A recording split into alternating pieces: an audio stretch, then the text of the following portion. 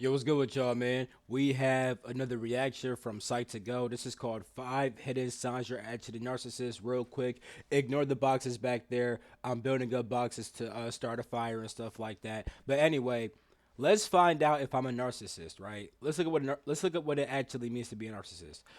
Narcissism is a personality style characterized by excessive focus on oneself and one's own needs.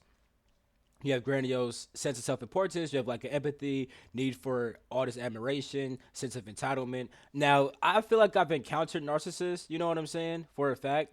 Do I think I am one? No. Do I think I've kind of fit into that in the past? Possibly. Nowadays, I like to help people. I'm very about the people, so I don't think I am one, but I might be. Let's find out. I know my boy be thinking that he's one sometimes. So if he watching this, watch this and find out with me, my guy. Anyway, let's get into it. Boom.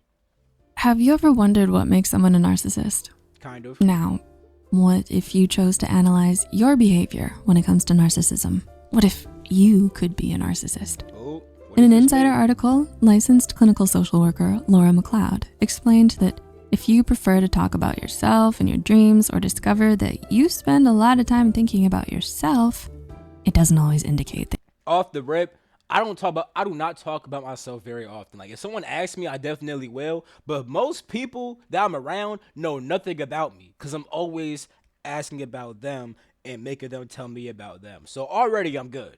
You're a narcissist or even highly self-centered. It may simply mean you enjoy talking about yourself and focusing on your goals. I don't. However, noticing that you spend plenty of time concentrating on yourself may trigger off some alarm bells in your mind and cause you to question whether or not this is healthy. So, are you curious as to if you're the narcissist or not? Well, let's look at 5 hidden signs that you are actually the narcissist. Okay, bet. Number 1, conversation monopolizer. Suppose you're having a conversation with your coworker. Let's analyze the pattern.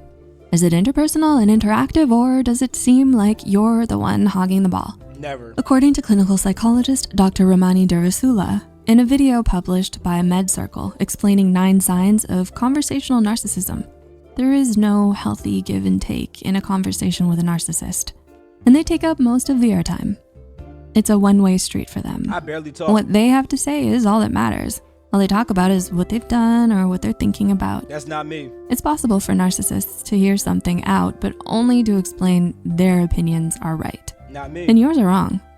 Narcissists discount, ignore, disparage, ridicule, or otherwise make other people's feelings. I'm actually great at conversation. I be telling my girl, I be trying to help her out because I'm like, yo, like I've learned how to ask like very deep questions, really get to know a person, stuff like that. But I noticed that with some people, they always form like bonds that are like very superficial. You know what I'm saying? Like like I have friends that I've known since I was 8 years old, and we're still mad close because we're actually friends and we know each other and we get deep with each other. You know what I'm saying? But some people really don't have that because all of their friendships are superficial. Not saying it's because they're a narcissist. It's just because they don't know how to get deep with people. I really care about getting deep with people.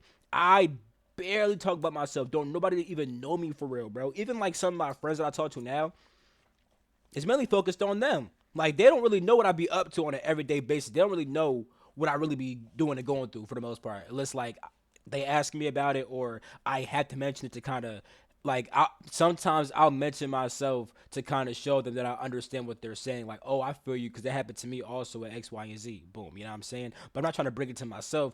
I'm just showing that I understand them. So far, nigga, I'm good. Oh, hold up. Boom. Things and needs seem insignificant. Do you often monopolize the conversation? Ignore others' feelings? No. Number 2, tall man syndrome. No, it actually has nothing to do with height or gender. Good, because I'm The sure. reality is far from it. This phrase was first introduced in 2011 in an article written by clinical psychologist Dr. Susan Haitlem. In her clinical practice, she noticed a pattern of arrogance and entitlement when clients achieved positions of greater significance. The tall man syndrome manifests in people who consider themselves superior to everyone for their special qualities. Therefore, this doesn't just refer to business people or leaders who boast about their accomplishments in the workplace. Additionally, these psychological realities also characterize individuals who feel superior because they are wealthier, more attractive, or have higher status. Number 3, rules I don't think I fit into that either because I have like I could leave my body, I could do mad stuff, but I be always saying like, bro, I'm nobody. And even when I could do all this stuff, that doesn't make me a good or bad person. It depends on how I use it, what I'm doing, get my intent behind it. You know what I'm saying? Like you could be a Joe Schmo and be a way better person than me. You could have no abilities, no gifts, no nothing, and be a better person than me. You know what I'm saying? So I always say I'm a nobody. I don't think I'm better than nobody. Nigga, I ain't shit because we all ain't shit. And either we all ain't shit or we all the shit. Either way, nigga, we are the same. Are irrelevant. According to therapist Bill Eddy, in his Psychology Today article, 5 Common and Predictable Grievances of Narcissists, narcissists are intolerant of rules because rules restrict their freedom. The law is irrelevant to them. So why should they bother adhering to the restrictions? A range of these behaviors can be displayed from speeding or breaking traffic laws to stealing whatever they want. In a relationship, the rules aren't mutual. Narcissists often enforce the rules on everyone else, but they don't believe the rules apply to them. Number I follow rules, but I will break rules if I see this beneficial to me. I'm not gonna lie, but not all rules. Like, I don't steal. I used to. I'm not gonna lie. Stop doing that bullshit. I don't really speed like that because I don't need no goddamn tickets. You know what I'm saying? I do like to go fast sometimes, but I don't really speed for real. Um, but sometimes if like let's say I'm at work, cause I work at a school for y'all who don't know. Working with kids, you can't be a narcissist because everything's about them, literally. But let's say like I gotta like do lunch duty. You know what I'm saying? For the last 15 minutes, I might go inside the classroom and just drink some water and act like I'm only drinking water the whole time trying to escape my shift. You know what I'm saying? Either way, that ain't too bad. That I don't think I fall into that either. 4, dish it out. Does criticism pose a severe threat to you, or are you able to take it well? Clinical psychologist Leon F. Seltzer explains that when criticized, narcissists exhibit excessive reactions, often dishing it out or turning on the criticizer with resentment. They don't really care whether the criticism is constructive or destructive. Simply put, they're not able to take any form of criticism. I'm not gonna lie. I used to be this way where like I would want to hear criticism, but I wouldn't like act out crazy. You know what I'm saying? Even now, I'll tell somebody like, "Oh, you don't fuck with that? You don't fuck with how I do that shit?" They'll be like, "No." I'm like, "Okay, well, nigga, fuck you." But I don't actually be thinking like that. That's like a joke that I do. But a part of me does kind of feel that like, ugh. Like I don't always like being criticized. I can't lie. But nowadays, I'm able to take it and accept it, especially when it's like constructive. If you're just saying some bullshit, fuck what you saying. I ain't gonna lie. But if you helping me, nigga, I'll take the advice. Shit. If I want to, because sometimes you can see some helpful advice, but it's not helpful for where I am right now, but it's helpful in the future. I'll take that shit in the future, you know what I'm saying? Or it would have been helpful back in the past, but it's too late now type shit, you know what I'm saying? So let me say this too. You might fall into all of these, but still not be a narcissist, you know what I'm saying? But I don't know if I get too deep into why I just said that. So, but I would just leave that out there. But hey, if you fall into all these, you should look at yourself and think about yourself. But you don't gotta automatically be a narcissist. But you should think about yourself a little bit deeper. I ain't gonna cap. They strive at all costs to shut out any negative feedback, holding fiercely to a positive but inflated sense of self. And number 5, blame and shame equals self-hatred. Let's ponder on this simple question. When you were little and spilled your glass of milk at the table, what happened? Therapist Eleanor Greenberg says your answer explains whether you learn to be realistic about your mistakes or you learn to shift the blame to someone else. A narcissist answers that their parents often blamed and punished them for being so careless and clumsy. In contrast, those who are relatively relaxed and realistic about their mistakes report that their parents gave them words of comfort like, "Don't worry, get the paper towels from the kitchen and I'll help you clean it up." Not gonna lie. Look, I have amazing parents. I really do. You know what I'm saying? My parents raised me pretty well. But if I made a mistake, depending on what it was, they gonna max on me. I could have been like probably like 3, 4. If I spilled that juice on the rug, bro, it was over. It's not no, it's okay, honey. What the fuck?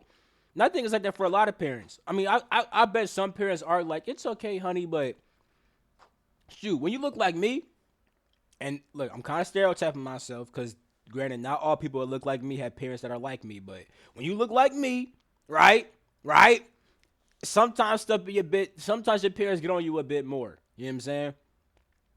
You know what I'm saying? That's a stereotype, and I shouldn't be falling into that stereotype, but I'm gonna just use it for right now. And I ain't gonna lie, when I did some shit, bro. If I spilled some shit on the rug, nigga, it was over. I don't give a fuck if I was 4, nigga. It was up. Why'd you even have that shit on the rug in the first place? We told you drink inside the kitchen, little nigga. And if I spill it inside the kitchen, it's still gonna be an issue. Why you spilling shit?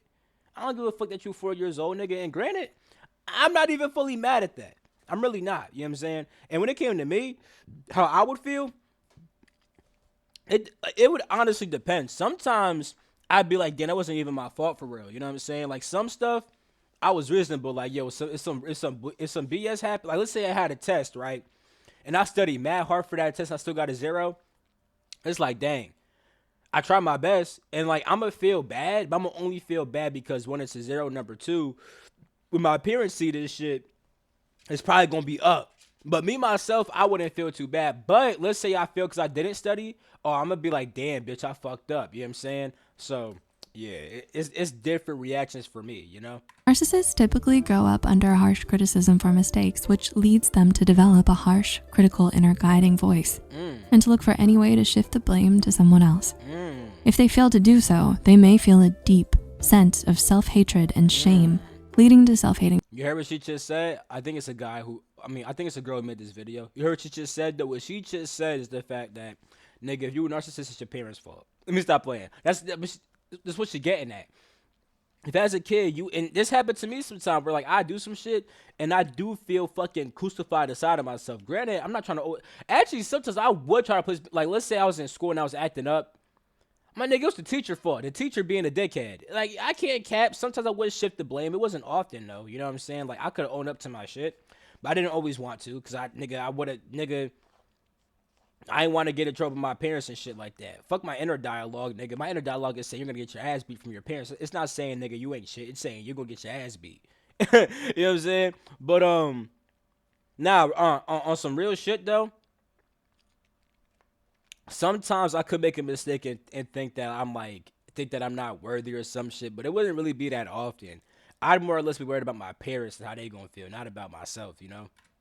Depression. So, do you worry that you're likely a narcissist? The good news is, the fact that you worry that you're a narcissist shows you are introspective and care a lot whether or not you hurt others because of your behavior. According to marriage and family therapist Dan Newharth, this is a strong indication that you are probably not a narcissist. Okay. However, if you do relate to any of these signs and you want to start on a path of self-improvement, you can seek advice from a mental health professional who will be able to help you. Facts. So, my boy, if you watching this, the fact that you be wondering if you're a narcissist, you're probably not a narcissist. You know what I'm saying? But with that being said, I love you all. Catch you in my next video. Peace. The freak out.